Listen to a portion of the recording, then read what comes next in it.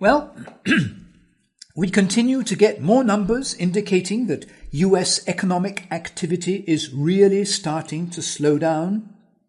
According to Challenger, Gray and Christmas, the number of layoffs in the United States was 38% higher in August than in July. A 38% increase in 1 month is more than just a little bit startling, and many believe that if this momentum continues, we could soon be facing an avalanche of job losses similar to what we witnessed in 2008. Without a doubt, all of the other economic numbers that have been rolling in lately also confirm that the US economy is heading into harder times. But is the country ready to handle another major economic downturn?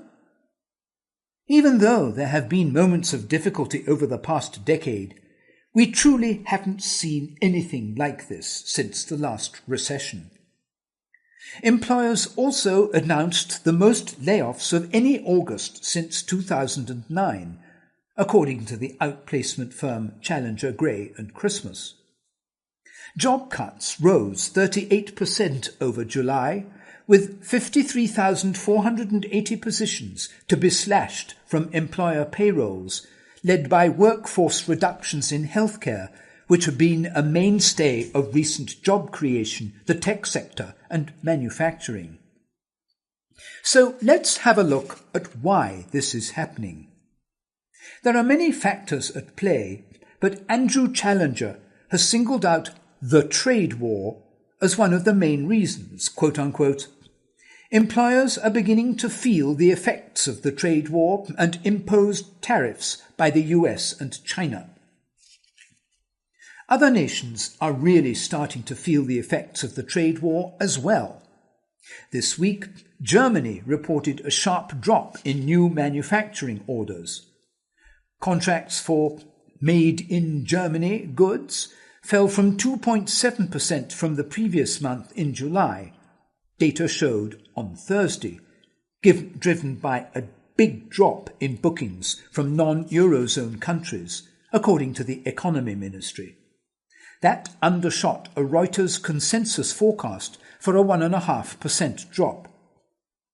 VP analyst of banks Tom Gittel said, quote unquote, "The misery in manufacturing continues. The decline in new orders significantly increases the risk of a recession for the German economy." During the second quarter, German GDP growth fell into negative territory, and it looks like that will happen again in the third quarter.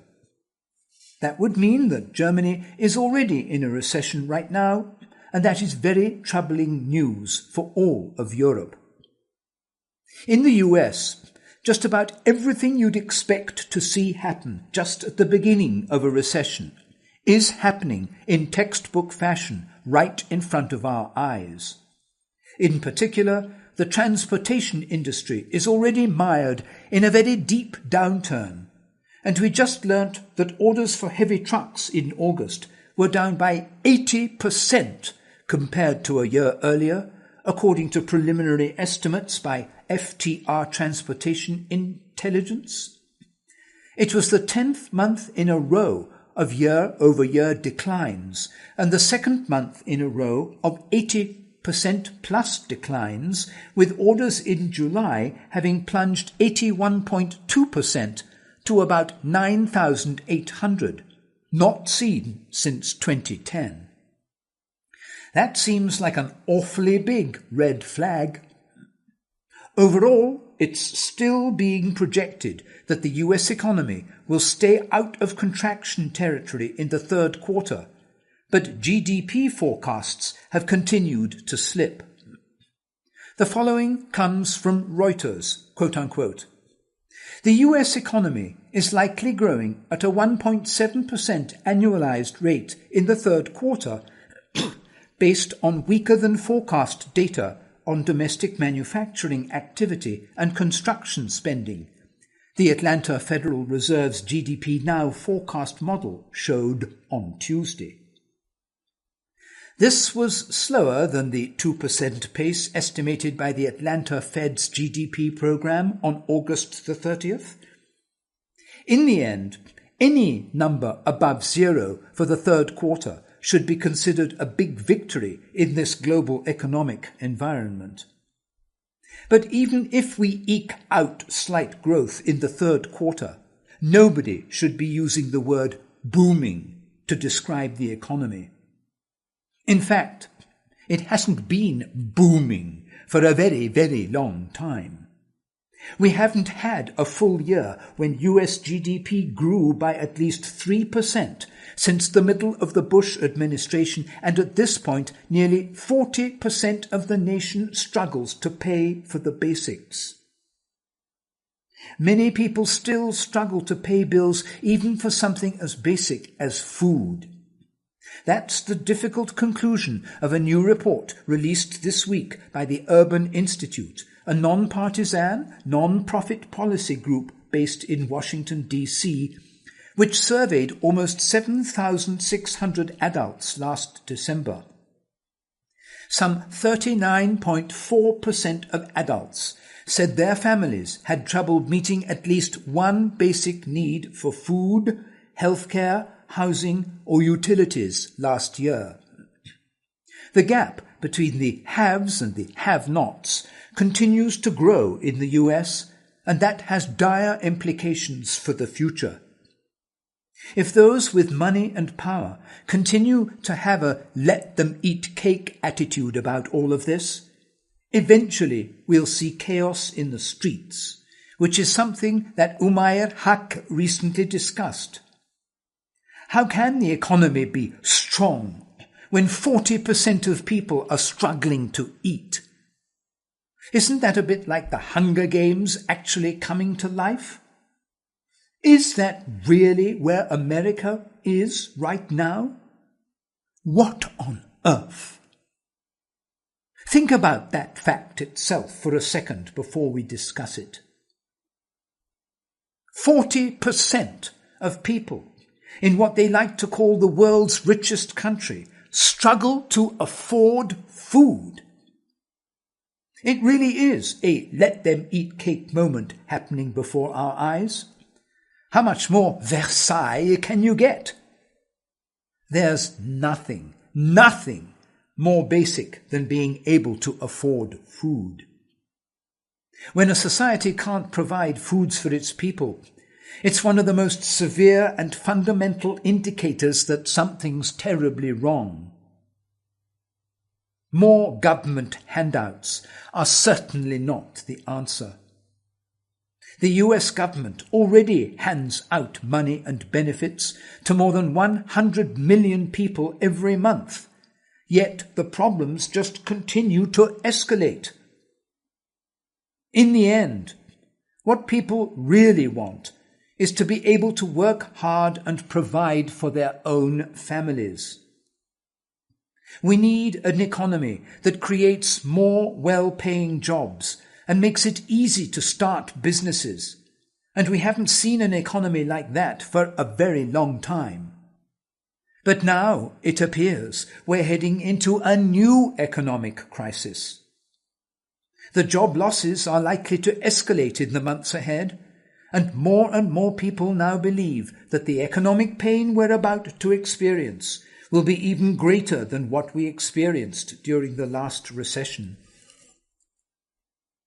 This will come as no surprise to wake-up call listeners. I've been saying this for years. My contention for many years is that the future lies in Asia, and that is where you should be setting your sights as you prepare to leave the United States.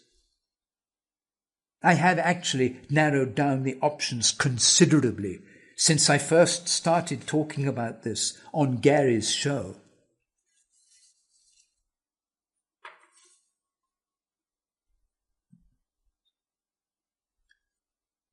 Since the end of the last recession, the outlook for the US economy has never been as dire as it is right now.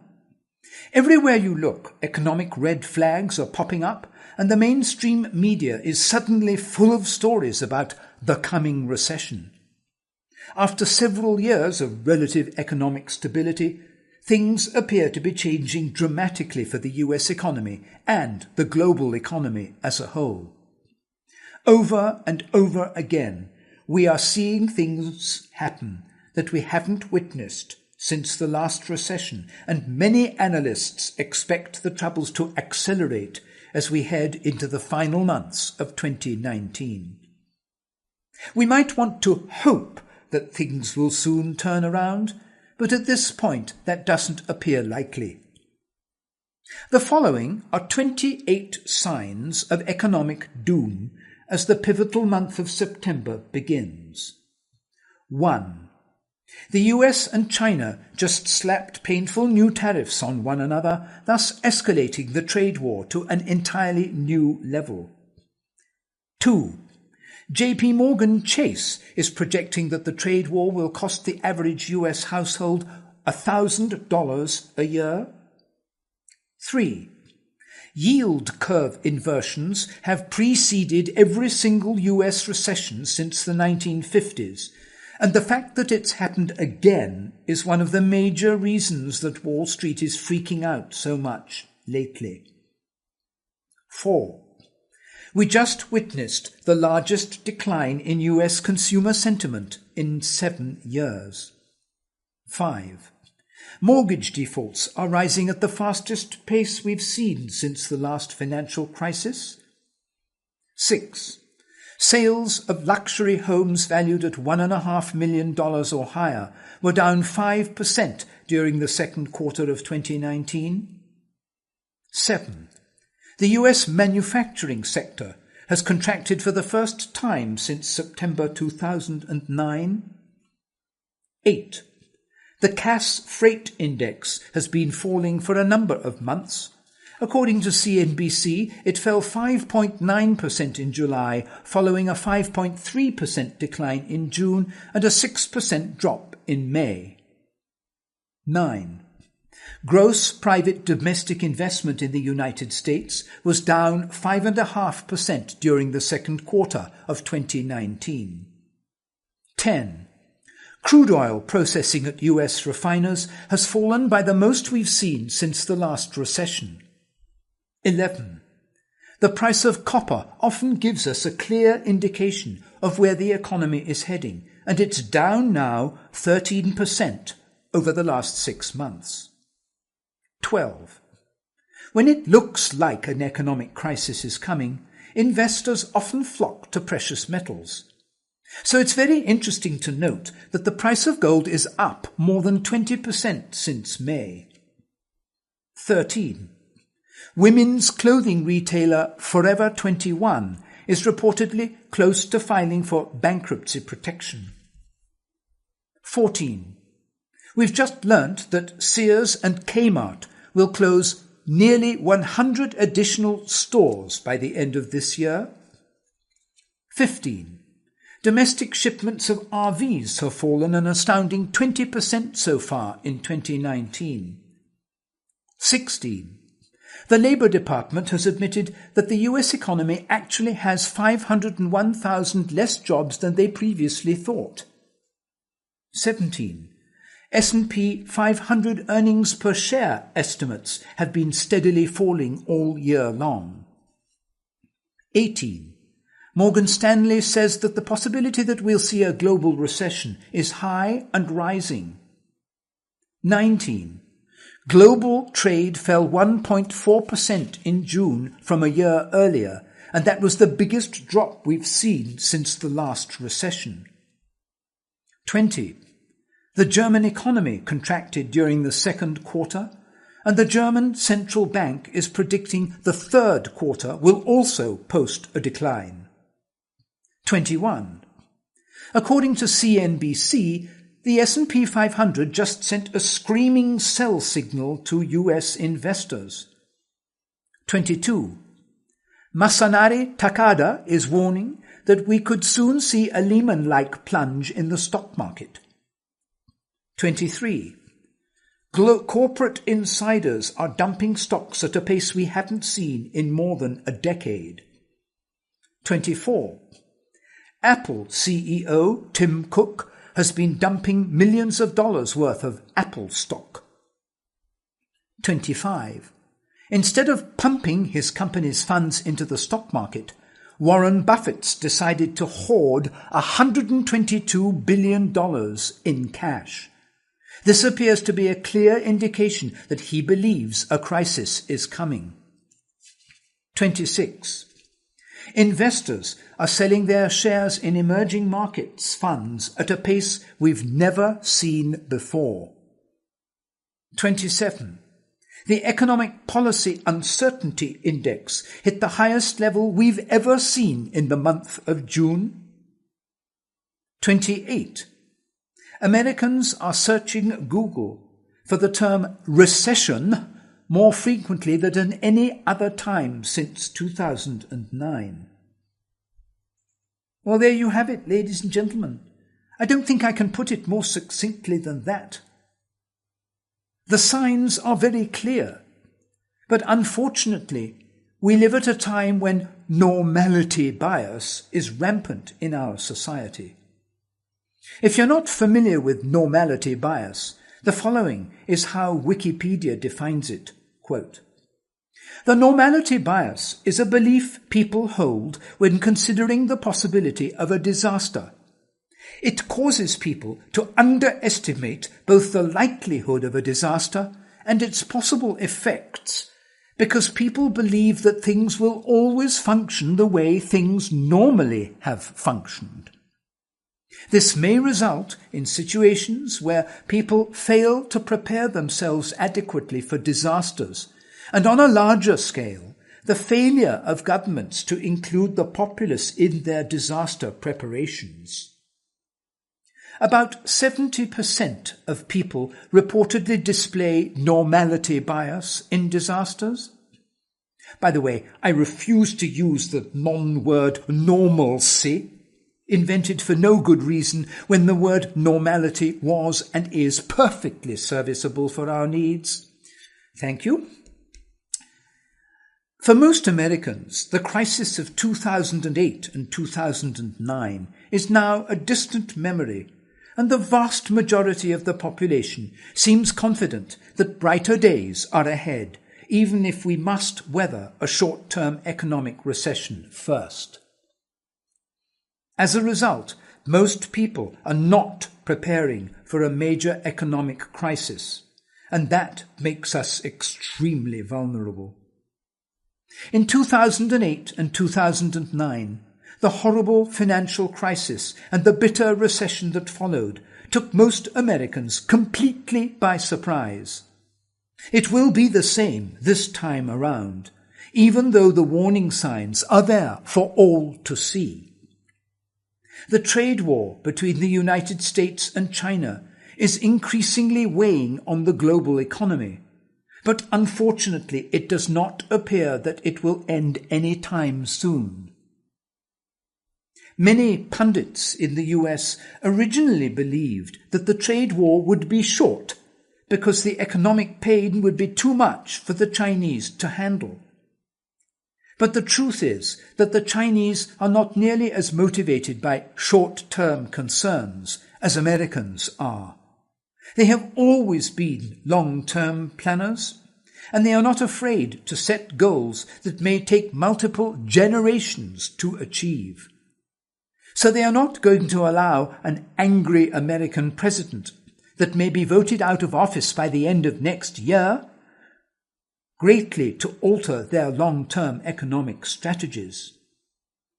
Signs of economic trouble are erupting all around us, and the pain from this trade war is only going to become more intense as each new month passes.